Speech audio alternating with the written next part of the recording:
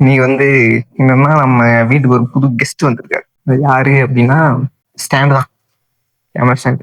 சரி, நம்ம இனிமேல் இப்படியே கம்யூனிகேஷன் பண்ணிக்கலாம் அப்படின்ட்டு தான் வாங்கினேன். இதுக்கு முன்னாடி வீடியோ எடிட் பண்ணியிருக்கேன், ஷார்ட் ஃபிலிம் எடுத்திருக்கேன், இதெல்லாம் பண்ணியிருக்கலாம். ஸோ இனிமேலுக்கு இப்படி பண்ணலாமே, பேசலாமே அப்படின்னு ஒரு ஆசை.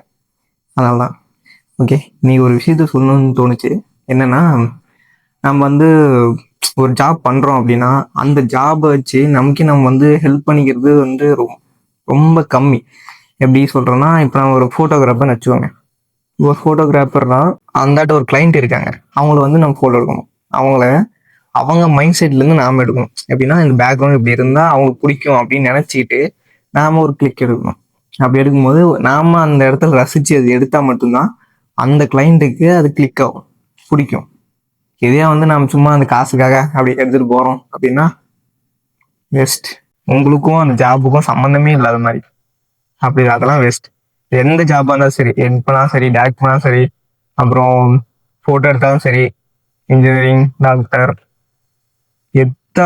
எந்த வேலையாக இருந்தாலும் சரி, அதை நீங்கள் ரசித்து பண்ணும்போது மட்டும்தான் அது அவ்வளோ அழகாக இருக்கும். இன்னொன்று என்னென்னா, அது உங்களுக்கே நீங்கள் பண்ணிக்க மாட்டீங்க அப்படின்னா எப்படின்னா, நிறைய கிளைண்ட்ஸ் வருவாங்க, அவங்களுக்கு நம்ம பண்ணி கொடுப்போம், அவங்க வந்து நல்லா இருக்குன்னு சொல்லிடுவாங்க.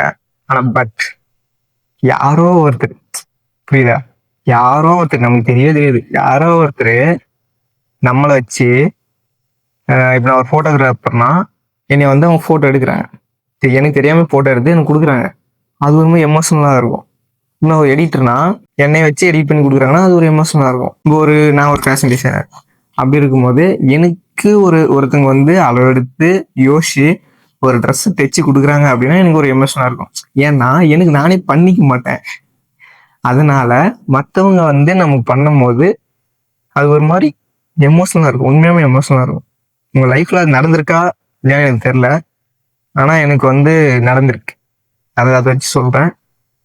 கண்டிப்பாக அந்த ஒரு மூமெண்ட்ஸ் பெஸ்ட்டாக இருக்கும், எமோஷனலாக இருக்கும். உண்மையா இல்லையான்னு நீங்களே சொல்லுங்கள்.